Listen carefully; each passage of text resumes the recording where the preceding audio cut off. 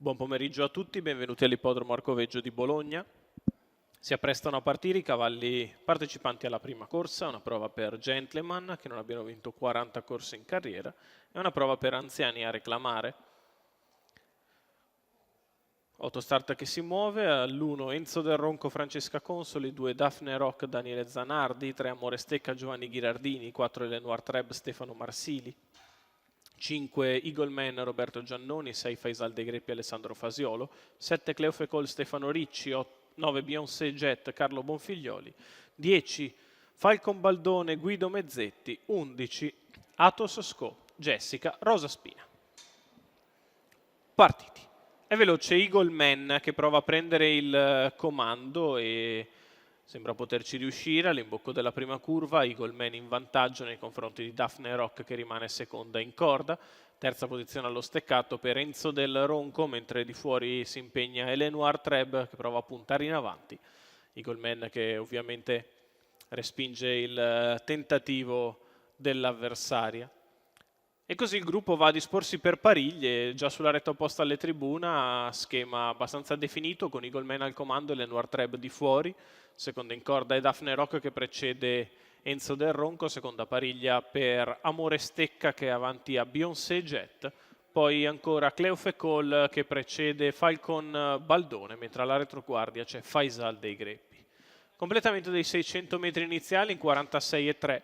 Si viene al passaggio davanti alle tribune con Eagle Man che continua a guidare nei confronti di Elenoir Treb al largo e di Daphne Rock in corda, poi Amore Stecca, Beyoncé Jet, Enzo Del Ronco, Cleofecol, Athos Sco, Falcon Baldone, Faisal dei Greppi.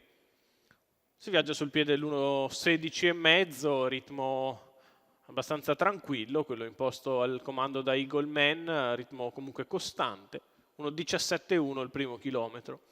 Eagle Man in vantaggio, Daphne Rock nella sua scia, di fuori sempre Lenoir Treb, poi Enzo Del Ronco che si prova a muovere dai birilli, si mette in mezzo alla pista Beyoncé Jet, lungo la corda Cleofecol a 400 dal palo, 1.32,2 3/4 di miglio, Eagle Man sempre in vantaggio.